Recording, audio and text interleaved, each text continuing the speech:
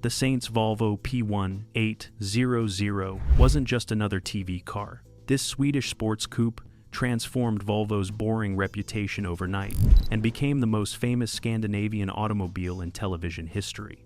Roger Moore drove it through 118 episodes, but the car's journey from rejected Jaguar replacement to automotive icon involves secrets that even die-hard fans don't know.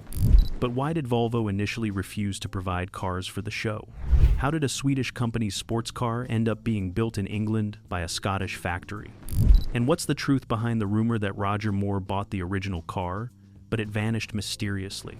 These are 20 weird facts about the Saint's Volvo P1800 that will blow your mind. Number 20. Jaguar rejected. The Saint roll first. The Volvo P1800 wasn't the first choice for Simon Templar's signature vehicle. The show's producers originally approached Jaguar, requesting an E-Type for the series. This made perfect sense in 1961 when production planning began. The E-Type had just launched to worldwide acclaim, instantly becoming the most desirable sports car in Britain. Its sleek lines and racing pedigree perfectly matched the Saint's sophisticated image. Jaguar's marketing department loved the idea initially, recognizing the promotional value of weekly television exposure. But then they made a catastrophic miscalculation. Jaguar demanded that their cars never be shown in any negative context, never involved in crashes, never damaged, and never driven roughly. They wanted complete script approval over any scene featuring their vehicle. The producers found these demands completely unworkable for an action-adventure series. Car chases, near crashes, and dramatic driving were essential to the show's format. Jaguar wouldn't compromise, insisting their brand image required protection from any association with reckless driving. The negotiations collapsed after 3 months of discussions.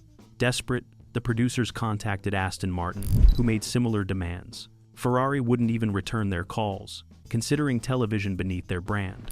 The production was in crisis, with filming scheduled to begin in weeks.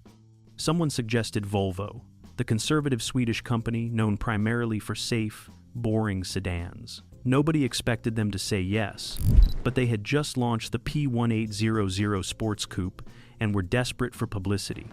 Volvo agreed immediately with minimal restrictions, changing television and automotive history forever. Number 19. The first season car was built in Scotland, not Sweden.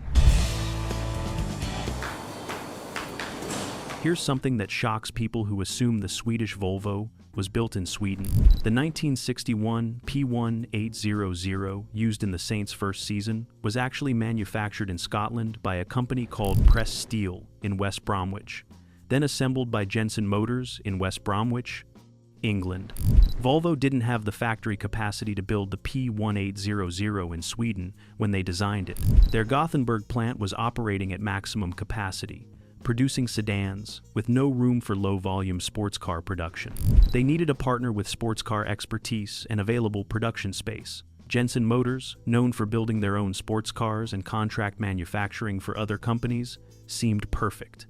Jensen would receive body panels pressed by Pressed Steel in Scotland, engines and transmissions shipped from Sweden, and then assemble complete cars at their West Bromwich facility. This complicated international production process created quality control nightmares.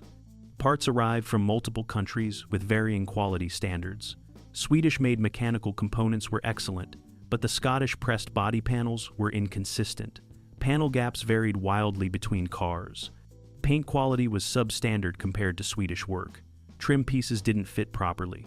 These issues plagued early P1800 models, giving them a reputation for poor build quality that Volvo struggled to overcome. The Saints' production cars suffered these problems constantly. Body panels would rattle during driving scenes, doors wouldn't close properly, chrome trim would fall off mid-filming. The crew kept spare parts inventory specifically for the temperamental P1800s. By 1963, Volvo terminated the Jensen contract and moved all P1800 production to Sweden, dramatically improving quality but also increasing costs significantly. Number 18. Volvo painted all Saint cars the wrong white. The iconic white P1800 from the Saint wasn't actually Volvo's standard white paint.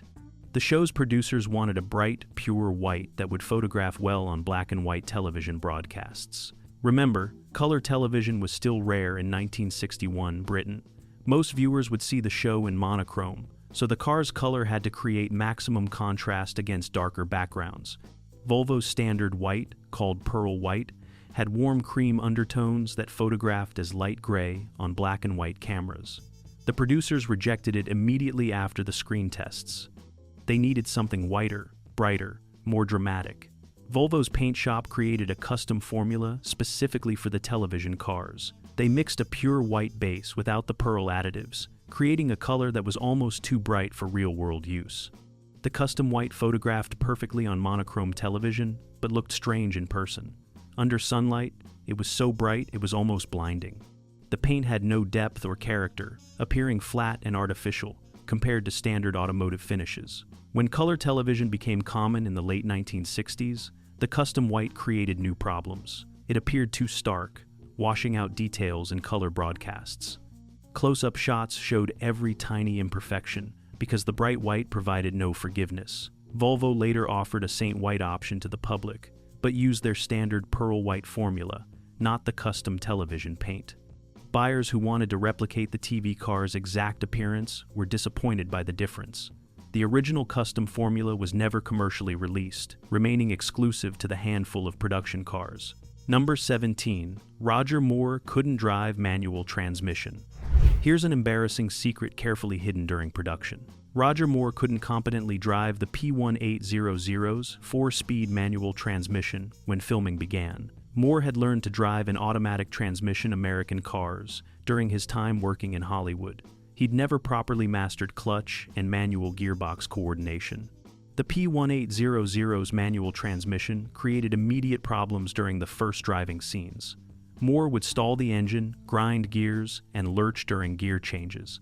His clutch control was terrible, causing jerky starts and stops that looked amateurish on camera. The director considered replacing him or switching to automatic transmission cars. But Volvo didn't offer an automatic transmission in the P1800 until 1963. For the first 2 seasons, a manual transmission was the only option. The solution was intensive driving instruction. Production hired a professional racing driver to teach Moore proper manual transmission technique during the week before filming started. Moore practiced for hours daily, learning clutch control and smooth shifting. He improved significantly, but never became truly comfortable with a manual transmission. Watch early episodes carefully, and you can spot his discomfort. His left hand grips the steering wheel tensely, while his right hand hovers near the shifter awkwardly. Gear changes are visible, but clearly not smooth or natural. Close-up driving shots often featured a stunt driver's hands on the wheel and shifter, edited to appear as Moore's driving. Wide shots showing Moore's face used automatic transmission cars, borrowed from Volvo's development fleet, modified to look identical to the manual transmission hero cars. This deception continued throughout the series, with Moore gradually improving but never achieving the natural driving fluidity the character should have displayed. Number 16. The car had no reverse lights or turn signals. British automotive regulations in 1961 didn't require reverse lights, and turn signals were only recently mandated. The early P1800s supplied to the Saint production had neither feature properly installed. Turn signal indicators existed, but weren't connected to functional lights. The front turn signals were merely reflectors that didn't illuminate. Rear turn signals were completely absent. Reverse lights didn't exist at all on the early models. This created serious safety problems during filming on public roads. Other drivers couldn't see the P1800's intentions, leading to several near accidents during location shooting. British traffic police cited the production vehicles multiple times for inadequate lighting equipment. Each citation stopped filming while they sorted out paperwork and explained that the cars were foreign imports not yet meeting British standards. The production eventually had aftermarket turn signals installed on all the cars. These were universal units purchased from automotive accessory shops, not Volvo original equipment. The installation was crude, with wiring run externally along the body and lights mounted with visible brackets. The production tried to hide this modification through careful camera angles, but attentive viewers can spot the aftermarket lights in certain scenes. Reverse lights were never added because they weren't legally required, and the cars rarely needed to reverse during filming. When scripts called for backing up, the production would film the car rolling forward, then reverse the footage in editing, creating the illusion of reverse movement. This technique worked for straight-line reversing, but couldn't show the car backing around corners, limiting what directors could accomplish in certain scenes. Number 15. Multiple cars were used, but only one survived. The Saint production used at least 5 different P1800s throughout the series run, though exact numbers remain disputed. Volvo supplied 2 cars initially for the 1962 season. These became the hero car for close-ups and dialogue scenes, and the action car for stunts and rough driving. By season 2, both original cars were showing serious wear from constant use. Volvo supplied 2 replacement cars, and the production purchased a 5th car from a private owner when they needed a backup. Each car served a different purpose. The hero car maintained pristine condition for beauty shots. Its paint was constantly touched up, chrome polished, and interior detailed. This car probably logged fewer than 5,000 actual miles, despite appearing in over 100 episodes. The action car absorbed punishment, accumulating dozens of minor accidents, scrapes, and mechanical failures. It was rebuilt multiple times, eventually becoming more replacement parts than the original car. The backup cars filled in when others were being repaired or when multiple cars appeared in a single episode. Tracking which car appeared in which episode is nearly impossible because they were supposed to look identical. Close examination reveals subtle differences in trim, paint shade, and wheel covers that betray the use of multiple vehicles. After the series ended in 1969, Volvo reclaimed most of the cars. Several were crushed, others sold as used cars to unsuspecting buyers who had no idea of their television history. Only one car's whereabouts were carefully tracked, the primary hero car, which Volvo kept for their museum collection. The others vanished into automotive obscurity, occasionally surfacing when owners discovered their car's history through matching serial numbers to production records. Number 14. The steering wheel was replaced with a smaller one. Roger Moore complained constantly about the P1800's large diameter steering wheel during early filming. The stock wheel measured 16 inches in diameter, typical for early 1960s sports cars without power steering. The large diameter provided leverage for turning the heavy steering, but it created problems for filming. The big wheel blocked Moore's face during driving close-ups. It obscured dashboard instruments and made the interior feel cramped on camera. Moore, who stood 6 feet 1 inch tall, felt confined by the large wheel and the relatively small cockpit. The production tried various camera angles to minimize the problem, but nothing worked satisfactorily. The solution was replacing the stock steering wheel with a smaller, 14-inch diameter wheel from Motolita, a British aftermarket manufacturer. The smaller wheel opened up the interior visually, providing better sightlines to Moore's face and the instruments. It made the cockpit appear more spacious on screen. Moore appreciated the change, finding the smaller wheel more comfortable, despite the increased steering effort required. The modification created authenticity problems. Sharp-eyed Volvo enthusiasts noticed immediately that the Saints car had the wrong steering wheel. Letters poured into the production, complaining about the inaccuracy. Some viewers assumed it was a production mistake, not realizing it was an intentional modification for filming purposes. Volvo was less than thrilled about their car being shown with non-original parts. They'd provided cars specifically for authentic brand representation. The aftermarket wheel undermined that authenticity, but the production refused to change back, prioritizing filming requirements over brand purity. Later, P1800s sold to the public occasionally featured dealer-installed smaller wheels, as buyers requested the Saint steering wheel, creating a modification trend directly from the television show. Number 13. The engine was secretly upgraded mid-series. The P1800 received a significant engine upgrade between seasons that was never acknowledged on screen or in publicity materials. The original 1961 and 62 models used Volvo's B18 engine, producing 100 horsepower. This was adequate for normal driving, but underwhelming for a sports car marketed on performance. More problematically for filming, the 100 horsepower engine struggled to accelerate impressively for camera, Chase scenes looked slow and unexciting. In 1963, Volvo introduced the P1800S with a tuned B18B engine, producing 115 horsepower thanks to dual SU carburetors and higher compression. The production immediately requested upgraded cars. Volvo supplied two new P1800S models with the more powerful engines. The extra 15 horsepower made a noticeable difference on camera. Acceleration looked brisker. The car seemed more responsive and exciting. But here's the weird part. They never mentioned the upgrade. The producers didn't want viewers thinking Simon Templar had changed cars or upgraded his vehicle. They wanted continuity, the appearance that he'd been driving the same P1800 throughout. So, the more powerful cars appeared with no explanation. Automotive journalists noticed. Magazine articles mentioned that the Saints car seemed faster in later episodes. Some speculated that Volvo had secretly modified the engines for television, not realizing the production had simply switched to newer, more powerful stock models. The engine swap also improved reliability.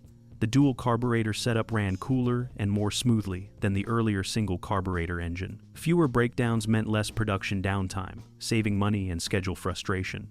The mechanical upgrade was one of many silent improvements made to keep the show running smoothly without disrupting the fictional continuity viewers expected. Number 12.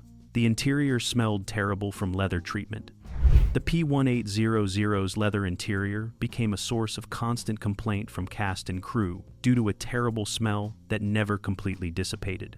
Volvo treated their leather with traditional tanning chemicals and preservatives common in early 1960s European automotive manufacturing. These chemicals included formaldehyde-based compounds that off-gassed in enclosed spaces, especially when heated by sunlight. The smell was described as musty, chemical, and vaguely medicinal. In Sweden's cooler climate, this wasn't particularly problematic. But during filming in England's variable weather, the cars would heat up significantly when parked in sunlight between takes. The interior temperature would soar, accelerating the off-gassing process. When actors climbed in for the next scene, they'd be hit with an overwhelming chemical smell. Roger Moore repeatedly complained about headaches and nausea after long days of filming interior dialogue scenes. Guest actors were sometimes visibly uncomfortable during their scenes in the car.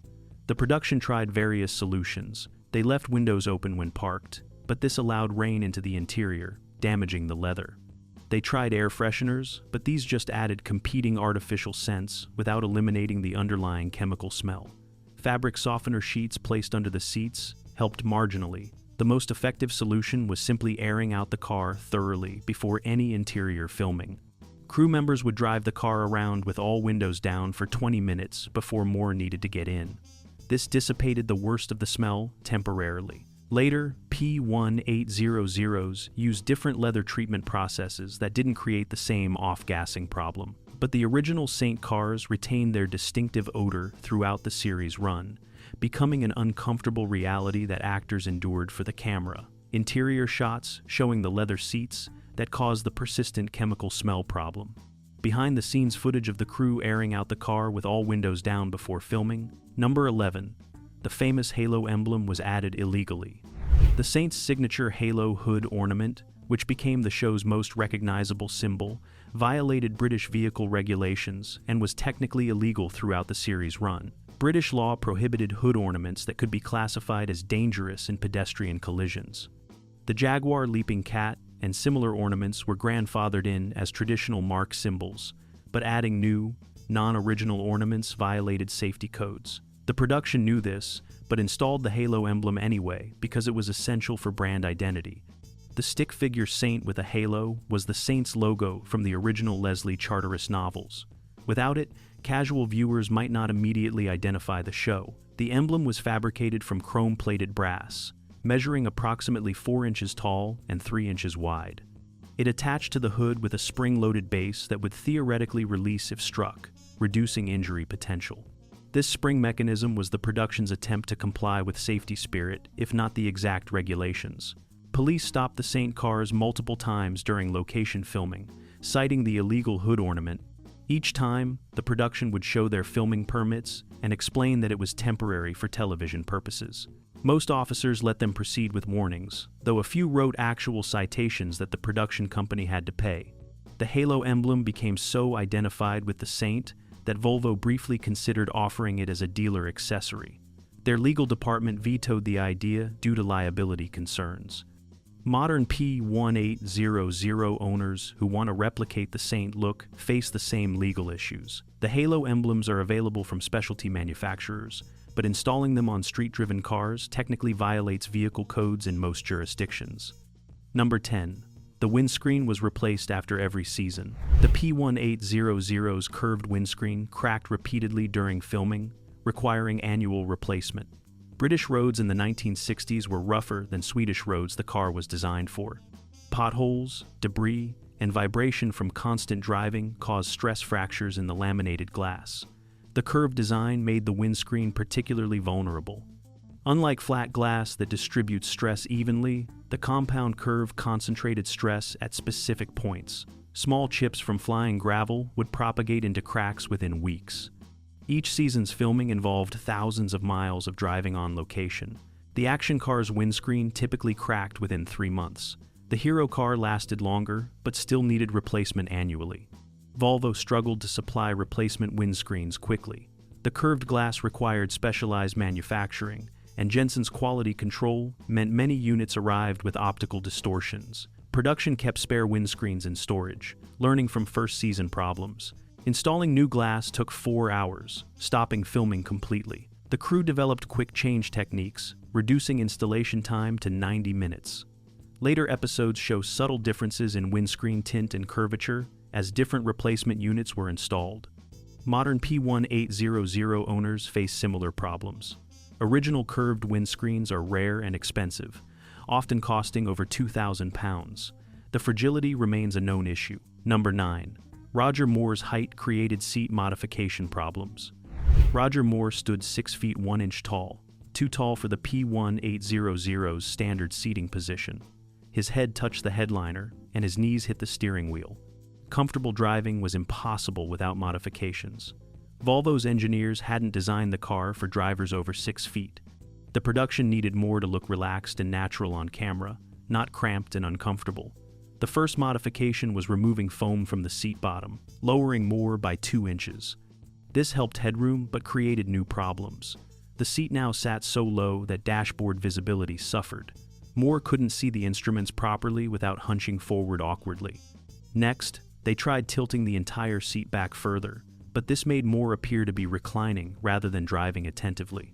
The final solution was cutting and re-welding the seat rails, allowing the seat to move further rearward than the factory specification. This gave Moore adequate legroom and a more upright seating position. The modification worked but was irreversible. The seats couldn't be returned to standard positions. Later, when shorter actors drove the car for guest appearances, they couldn't reach the pedals properly. Production kept blocks to place behind their backs, pushing them forward. The seat modification became permanent on all Saint cars, reducing their authenticity and collector value. Number 8. The chrome bumpers were actually aluminum wrapped in chrome tape. The P1800's beautiful chrome bumpers weren't chrome at all on the production cars.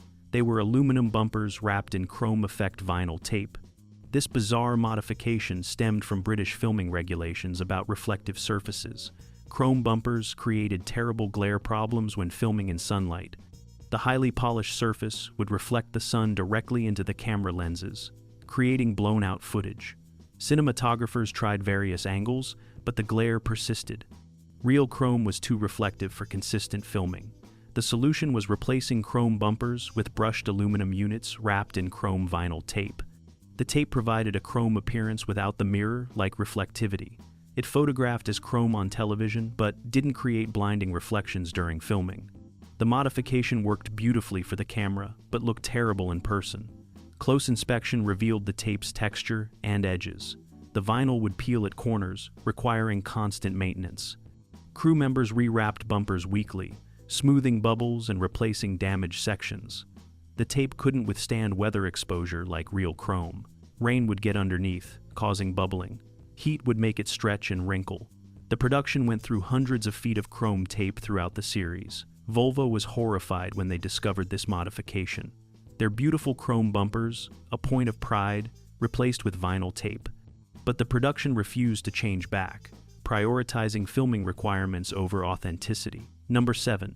The transmission tunnel was modified for camera mounting. The P1800's interior transmission tunnel was cut and modified extensively to mount cameras for interior driving shots. The stock tunnel was a smooth, upholstered hump running down the car's center. It provided no mounting points for heavy film cameras. Early attempts used suction cups and clamps, but these failed constantly from vibration. Cameras would shake loose during driving, ruining takes and risking expensive equipment damage. The solution was permanent modification. The upholstery was removed, and threaded inserts were welded into the metal tunnel at strategic locations. These inserts accepted bolts for secure camera mounting. The modifications allowed rock-solid camera positioning for consistent interior shots, but it destroyed the car's originality. Holes drilled through the tunnel compromised its structural integrity. The welded inserts created rust points where moisture could penetrate. Later owners discovered extensive rust damage inside the tunnel from these modifications. The upholstery was reinstalled over the modified tunnel, hiding the damage from viewers. Only when the interior was removed for restoration were the modifications discovered. The camera mounting points proved the car's television history, but also demonstrated how filming requirements destroyed automotive authenticity. Modern collectors debate whether these modifications add historical value or simply represent damage. Some argue the modifications are part of the car's story. Others believe they should be repaired to restore originality. Number 6. The fuel tank capacity was secretly increased. The standard P1800 fuel tank held only 40 liters, providing inadequate range for long filming days. Stopping for fuel interrupted shooting schedules and wasted valuable production time. The crew needed to film continuously for hours without fuel stops. Volvo's solution was installing larger custom fuel tanks with 60-liter capacity. The modification required removing the standard tank and fabricating aluminum replacement tanks that utilized every available space. The custom tanks extended further toward the rear axle and had irregular shapes to maximize capacity. Installing them required cutting the trunk floor and modifying the fuel filler neck. The modification was invisible externally, but dramatically increased filming flexibility. The cars could now run for entire shooting days without refueling. This seemingly practical modification created serious problems. The larger tanks shifted the weight distribution rearward, affecting handling characteristics. The car felt tail-heavy, with reduced front-end grip during cornering. Stunt drivers complained about unpredictable handling, especially in wet conditions. The modified weight distribution didn't match how standard P1800s drove. The custom aluminum tanks also had no internal baffles, like the stock tank. Fuel would slosh dramatically during cornering, causing the engine to stumble as the fuel pump sucked air. Several takes were ruined by mysterious engine hesitation caused by fuel starvation during hard cornering. The production eventually added crude baffles, but never completely solved the problem. Number 5. The dashboard instruments were modified for readability. The P1800's dashboard instruments were completely replaced with larger, more visible units for television filming. The stock gauges were small and difficult to read on camera.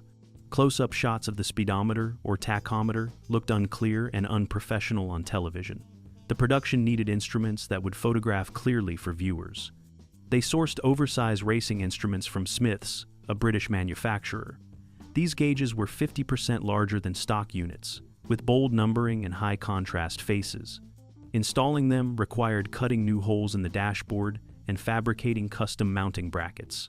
The modified dashboard looked dramatically different from stock P1800s. The large gauges dominated the instrument panel, giving the interior a more aggressive, race car appearance.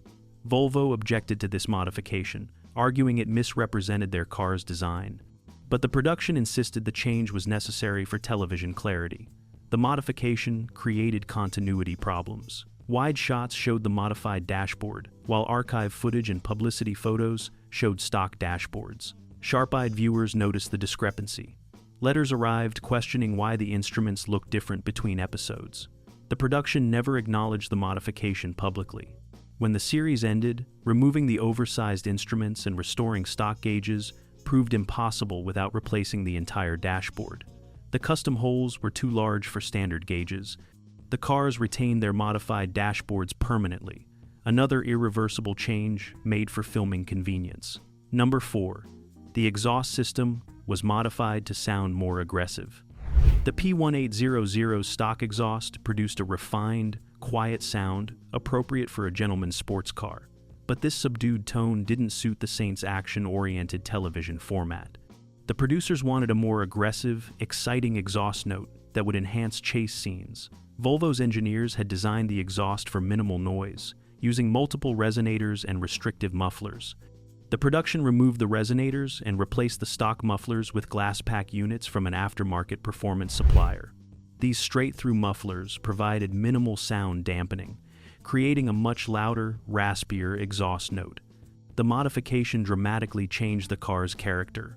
The refined Swedish sports car now sounded like an aggressive British roadster. Engine noise became prominent during acceleration, adding visceral excitement to driving scenes. But the louder exhaust created neighborhood complaints during location filming. Residents called police, reporting excessive noise violations. Production was forced to limit filming hours in residential areas. The modified exhaust also caused mechanical problems. The reduced back pressure altered the engine's tuning, causing it to run lean and overheat during extended filming. Volvo's engineers warned that the modification could damage valves and pistons over time. The production ignored these warnings, prioritizing sound over longevity. Several engines failed prematurely, requiring rebuilds. The exhaust modification contributed to reliability problems that plagued the production cars throughout the series. Number 3.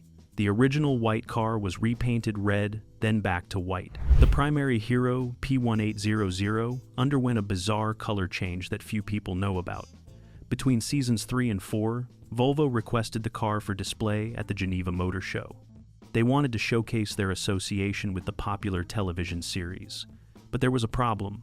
Volvo's marketing department decided white was too plain for a prestigious auto show. They wanted the car in a more dramatic color that would attract attention. Against the production's objections, Volvo repainted the car in their new Signal Red, a bright lipstick red intended to demonstrate that Volvos could be exciting and colorful. The car appeared at Geneva in red, creating massive confusion. Saint fans visiting the show questioned whether this was actually the television car. The red paint completely changed the car's character, making it unrecognizable as Simon Templar's vehicle.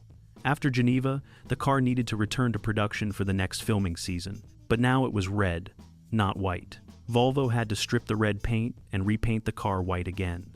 This double repaint process damaged the underlying bodywork. Paint stripping removed not just the red and white, but some of the original primer, exposing bare metal in places. The rushed repaint job, before filming resumed, showed numerous flaws.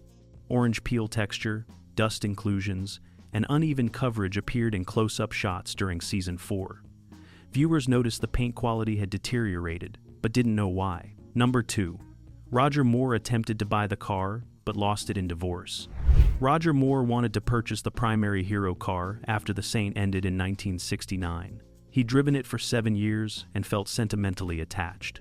Volvo agreed to sell it to him for £1,500, a fraction of its value given the television history. Moore completed the purchase and took possession of the white P1800. He drove it occasionally around London, enjoying the recognition it brought. Fans would spot the distinctive car and wave, connecting it immediately with the Saint. Moore kept the car for 3 years, storing it at his London residence. But in 1972, Moore's marriage to Dorothy Squires ended in contentious divorce. The divorce settlement required dividing all assets, including the P1800. Dorothy claimed the car as part of her settlement, arguing its value had appreciated significantly. The court agreed, awarding the car to her as part of the financial split. Moore was devastated to lose the car, but had no legal recourse. Dorothy took possession and immediately sold it to a private collector for £4,000, profiting from the transaction. The car disappeared into private collections for decades. Its whereabouts were unknown through the 70s and 80s. Moore occasionally mentioned in interviews that he regretted losing the car and wished he'd fought harder to keep it. The car eventually resurfaced in the 2000s when a collector contacted Volvo about authentication, but Moore never saw it again. Number 1. The surviving car was found abandoned in a barn. The primary hero, P1800's Rediscovery, reads like a movie plot. After disappearing following Roger Moore's divorce in 1972, the car passed through several private owners. Each used it briefly. Why then stored it away, not understanding its historical significance. By the early 1990s, it belonged to an elderly man in rural England who'd purchased it as an investment. He stored it in a barn on his property, intending to restore it someday. That day never came. He died in 1996, and his estate went to distant relatives who didn't know about the car. The barn sat undisturbed for years. In 2006, a property developer purchased the estate to build houses. Workers clearing the barn discovered the white P1800 buried under tarps and debris. The car was in terrible condition. Mice had destroyed the interior. The paint was faded and peeling. Rust had attacked the body panels, but the VIN number matched Volvo's production records for the Saint's primary hero car. The developer contacted Volvo, who verified its authenticity. Volvo purchased the car immediately and undertook a complete restoration. The 3-year restoration cost over £100,000, far exceeding the car's monetary value. But Volvo understood its historical importance. The restored car now occupies a place of honor in Volvo's museum in Gothenburg. It represents not just a television prop, but the car that changed Volvo's image forever. Outro. The Saint's Volvo P1800 proved that sometimes the underdog choice becomes the legendary one. From rejected Jaguar replacement to the car that transformed Volvo's stodgy image, this white coupe drove its way into television immortality. Roger Moore didn't just play the Saint, he made a Swedish sports car cool forever.